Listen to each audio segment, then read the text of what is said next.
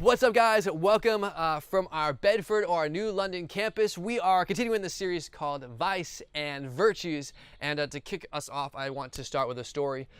Every year for the past 10 years, my grandmother has sent me, because she lives in Florida, she sends me a birthday card and it always has a $25 check in it. It's like something that becomes routine. I expect it to happen, which kind of sounds awful. But I do. It's just man, that's the way she loves on me. She sends me the check every time before my birthday, right on my birthday.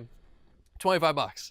And so this year, I thought it was so interesting because she texted me a couple weeks before my birthday. My birthday is May 3rd. And she's like, hey, we want to send you a gift card. Where do you want it to be to? And I'm like, oh, sweet. I love Amazon, love American Eagle. Pick one, send it to me. It'll be great. And so I'm expecting that I'll get a $25 gift card in the mail.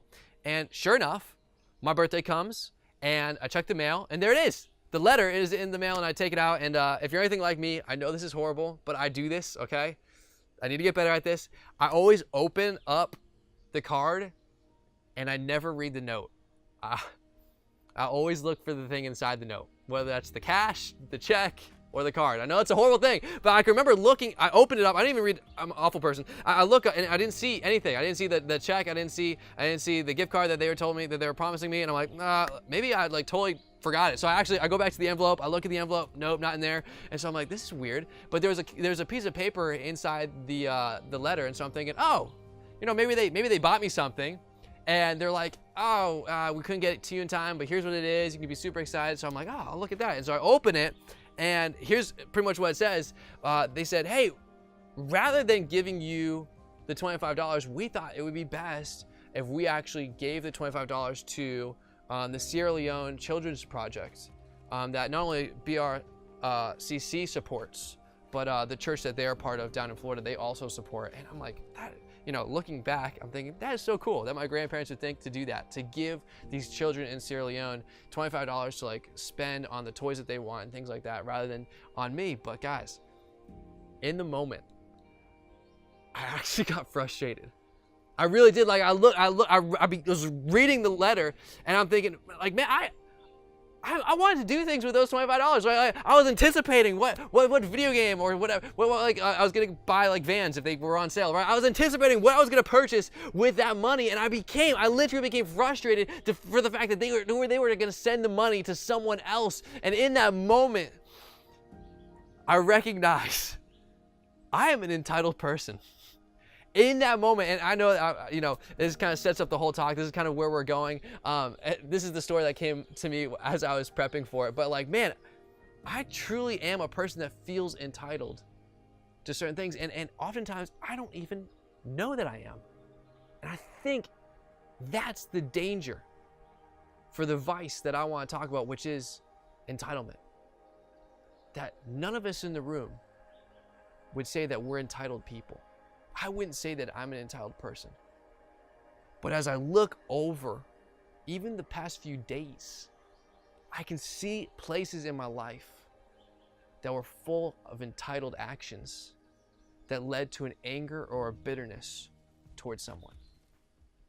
And that's why I think this is so important to talk about today. That there is something in the air, that there is this idea that we breathe in called entitlement. This idea that I deserve, I earn, I believe that this is what I need, the reward that I get, right? We live in this on-demand culture. I can go on Amazon and purchase something and it's here in 2 days.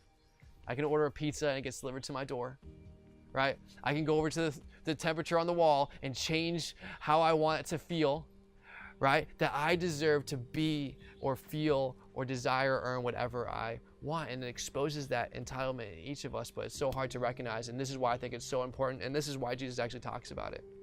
That we're about to look right here, right now at the causes of entitlement. Jesus is going to talk about that. He's going to talk about how it really, truly, it poisons the relationships that we're a part of. Either a dating relationship, a friendship, even our relationship with the church. And then luckily, Jesus also talks about kind of the cure to entitlement. How we don't have to live a life full of entitlement that adopts kind of an anger and a frustration towards other people.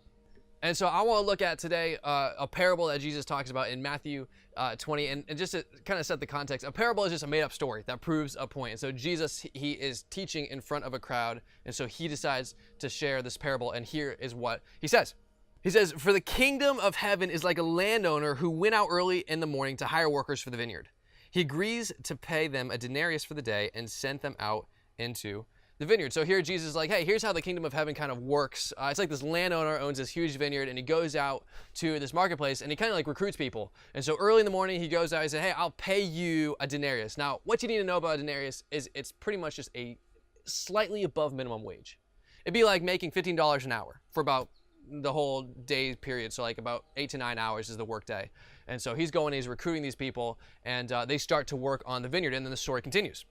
He says, about 9 in the morning, he went out and saw others standing in the marketplace doing nothing, and he told them, you also go and work in my vineyard, and I will pay you whatever is right. So they went, and he went out again about noon and about 3 in the afternoon and did the same thing. And so apparently, the landowner has this huge vineyard because he goes out multiple times to hire more and more people to go into the vineyard, to go work at different times throughout the day, which means the work day is slowly becoming closer to the end. But you can see he continues to go and he continues to hire people. And let's continue the story, because here's what happens.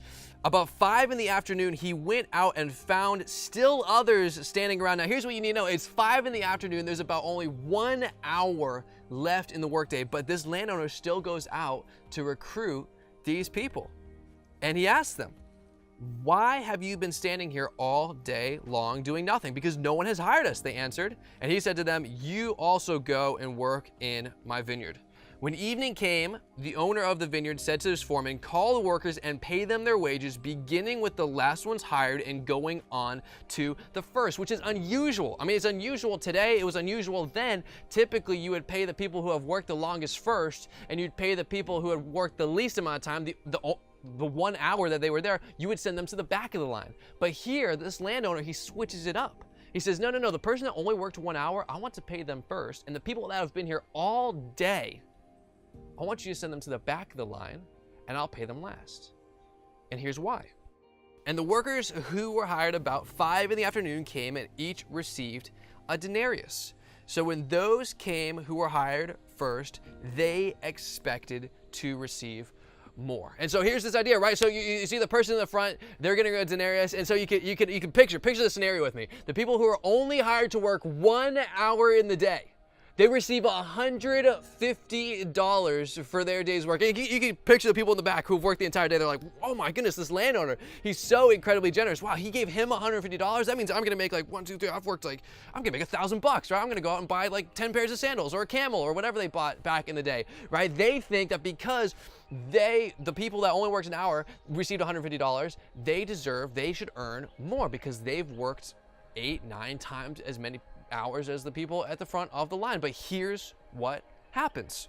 So when those came who were headed first, they expected to receive more, but each one of them also received a denarius. And when they received it, they began to grumble against the landowner. The word that I want us to focus on is grumble. It means to be indignant. That word is like to be frustrated, to be angry at the landowner. See, that's when entitlement is exposed. They think, man, I deserve more. I worked more. I put in more hours. I sweat more. I worked this vineyard longer. I should receive more money than the people who only worked 1 hour. And when that wasn't the case, they became indignant against the landowner. They became frustrated against the landowner. And this is when entitlement is shown. And this happens in their life. It happens in our life. I mean, I can think of so many examples, but let's just stick with relationships, right? When your friend group goes out and they don't think to invite you, how do you feel? The first thing that begins to happen is that frustration. Hey, aren't we friends? Right? Shouldn't you invite me if you're inviting so-and-so? Oh, you invited that person to your birthday party, but you didn't invite me? Oh, you came to that person's birthday party, but you didn't come to mine? Can you see those moments in our life? Oh, you gave that person a grade, teacher, but you didn't give me the same grade, right? You gave me a less grade. I think I put in more work than that person, right? Entitlement is exposed in our life when we believe, and this is the first point, when we believe, we think we deserve more. Entitlement stems from what we think we deserve. But here's the thing. Again, I want to speak to those who have or call yourself a Christ follower. If you think you have an authentic relationship with Jesus, Scripture is very clear that we should be one of the least entitled people on the planet. And the reason why is because if we truly believe what Scripture tells us, then the thing that we truly deserve is hell. That's it. That the payment and the cost of our sin is eternal separation from Jesus in hell. That's what we deserve. And so we get to adopt a place of gratitude, because how beautiful then is the gospel. How beautiful then is the payment of Christ. Not just to save us from hell, okay? That's part of it, right? We're saved from eternal separation from God, but then on top of that, he gives us an opportunity to live in paradise with him forever. And Scripture says that should be enough. That alone, the gospel, should be enough for our life. But let's be so honest in this moment, because so many of us live with that as just a tagline to our life. And we think, what's more? What else is there? And we're so ungrateful for the gospel, and we move on to live a life of entitlement. And so I want to challenge you right now, if you're a Christ follower, man, that should be enough. If you're looking at what we deserve, what we should expect right now in this life, it's nothing. We shouldn't expect anything. That everything that is added to our life, the friends and the family, those are just icing on top of the cake, right? That is God's goodness to you. And when we recognize that, when we realign ourselves with that idea that we truly don't really deserve anything in this world, that we're not entitled to anything except for hell, man, how much more grateful will we be for everything that we do get, because we recognize that it's God's goodness to us and we don't even deserve it. See, socially, we compare ourselves with one another, and we allow entitlement to creep in. We look at the people to our left and to our right, and we say, oh, they have that, I deserve that. Oh, my friends, they just got this game, I need this game. Oh, my friends, they just got the updated phone, I need the updated phone. But when we realign ourselves with Scripture, we recognize that we truly don't deserve anything, and we become increasingly grateful for everything that we do have. But we see this in the parable, that they realign themselves socially, right? They look at the people in front of them, they say, oh man, I deserve more because they only worked an hour, I worked 8. And so here's what begins to happen. Going back to the story. When they received it, they began to grumble against the landowner, right? Going back to verse 11. These who were hired last worked only 1 hour, they said, and you have made them equal to us, who have borne the burden of the work and the heat of the day. And this leads me to my second point, is that entitlement poisons relationships. That in that moment, it poisons their relationship with the landowner. And I can just imagine the frustration if they were walking back to the marketplace that day, how they must have felt towards the people who had only worked an hour, right? There wasn't a rejoicing, right? They weren't celebrating that the people who only worked an hour received just as much as they did. They were indignant towards them as well. And so at the moment that entitlement enters any of our lives, it poisons the relationships that it touches. And so how does it poison each of these relationships, right? Like, let's get super practical. And I'm sure like you can think of your own situations and scenarios in your life, but you can recognize, just as like I was giving a few examples earlier with your friend groups, you can recognize places in your life when you became frustrated or indignant because you had a certain expectation on your friend group and that didn't get fulfilled.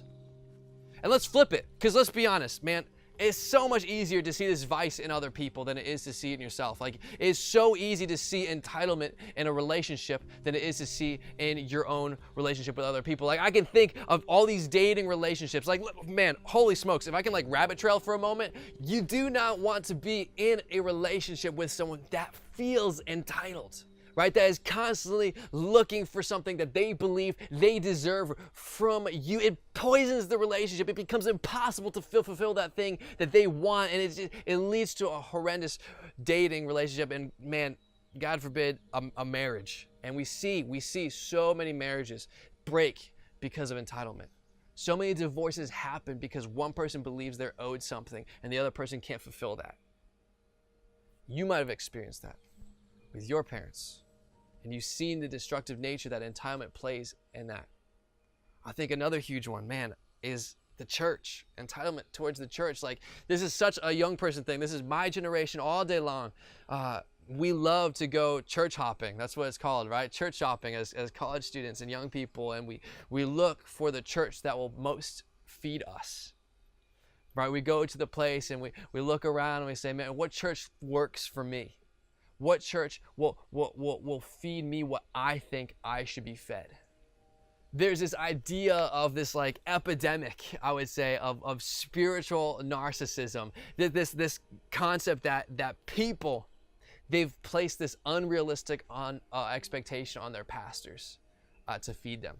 It was never ever intended to be that way in the church. The pastor was not supposed to be the primary person to feed their flock, so to speak. But that's what it's become, right? Hasn't church kind of become like that? The talks aren't deep enough.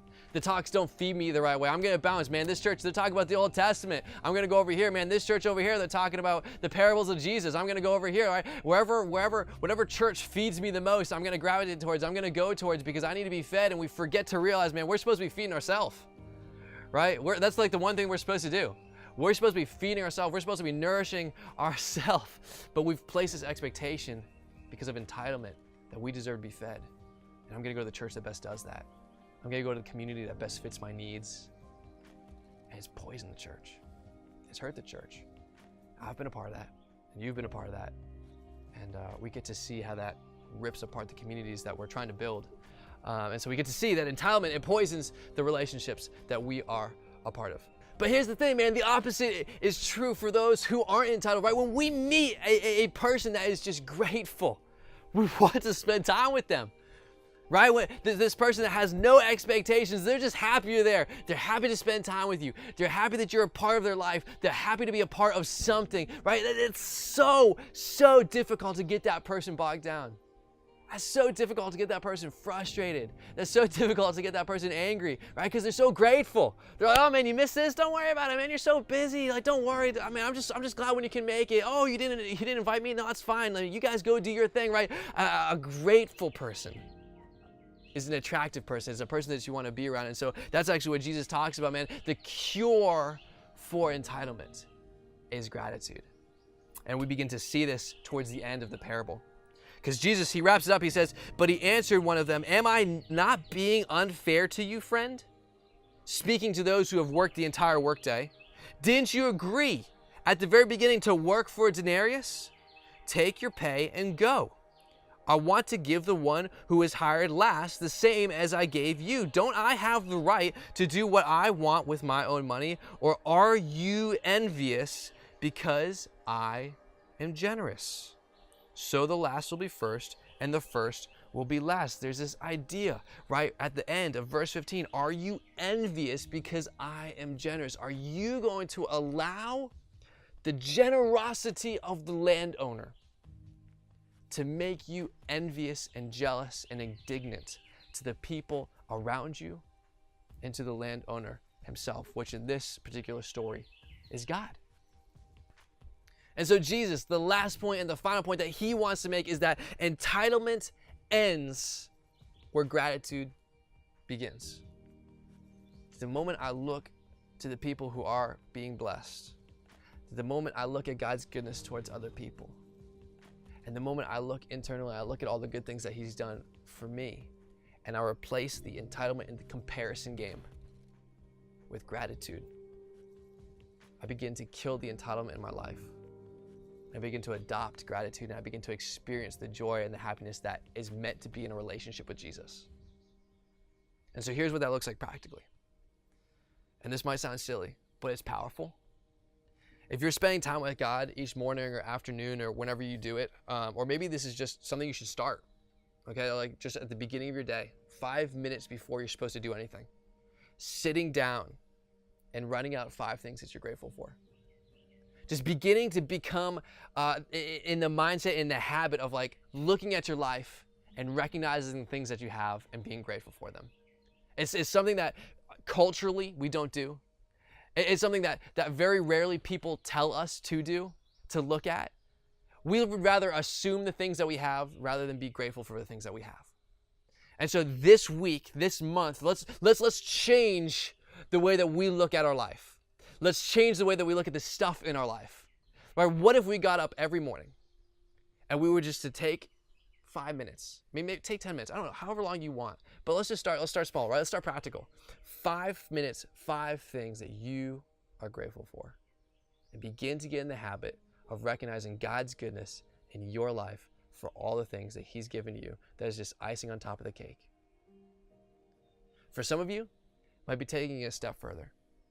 Maybe it's actually going to a person that has impacted your life and telling them how grateful you are for them. And we can all think right now of the parents and the mentors and the leaders that are in this room right now that have played a significant role. Man, the leaders, holy smokes. Like, let me talk about one people that you could easily go up to and say, thank you for the impact that you've had on my life, right? Take that next step. Take that next step of being grateful for the people around you and not indignant towards the people around you. And so here's the deal. As we close, this is why I think this is so important that we talk about entitlement. It's because, man, a life lived for entitlement will rob you of heaven. It'll rob you of an intimate relationship with God. And here's why. Because, again, if we look at the first point, that entitlement stems from what we think we deserve, the big major premise around most world religions will teach you this: that if you work hard enough, that if you're a good enough person, you deserve heaven. That if you're just good enough, you deserve heaven. That's what you get. And the truth is, that is so far from the gospel. That's so far from Jesus. That's so far from Christianity. And so that's why entitlement is looked at as a vice, because it keeps you from Jesus. That the moment you kill entitlement with gratitude, and the moment you look at Jesus and say, man, I need Jesus. I don't deserve anything but hell. But Jesus, you paved the way for me through your death and your resurrection, and you are the free gift that I don't deserve. The moment we adopt that and realign ourselves with the gospel is the moment we get to experience Jesus. And so for some of you, that's your next step. You've lived your life. I talked to some of you. You lived your life. You live your life full of entitlement, and he keeps you from experiencing God. You live your life thinking, just another day, I'm going to try to be good. I'm going to try to earn my way. That's not the gospel, man. Take that burden off yourself, right? Adopt gratitude and say, God, I don't deserve this, but you're giving it to me, so I'm going to receive it. I'll accept salvation for the first time today, and it'll totally change your life. But here's the thing that we can all do. We can all move forward to together. Is we can adopt the filter and the lens of gratitude in our life. That tomorrow we look at the world differently through the lens of gratitude.